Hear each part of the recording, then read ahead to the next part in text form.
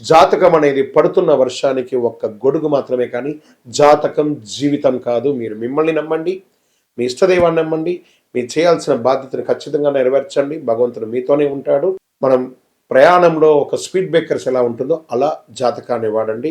ఈ యొక్క జాతకం, ఈ వీడియో మీ యొక్క వ్యక్తిగత జాతకానికి ఒక 30% మాత్రమే వస్తుంది.